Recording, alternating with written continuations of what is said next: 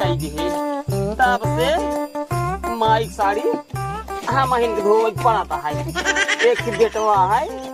ओका सारे का भाई माई साड़ी धोई देवा कर रहे हमरे तो सार कहे हम काहे धोई हमारे तो माई मर गई रोई है ससुर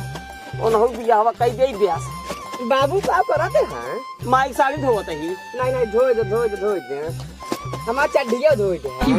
अच्छा तो हाथ चड्डिया धोई गई हाँ। तो हाथ चड्डिया बहाई गई काहे के फाट गई रही रे चला भले क्या भाई जा जानता बाबू तो हमका नया खरीद दे है नया कहाँ से खरीद दे रहे हैं नया कहाँ से खरीदे पैसे बा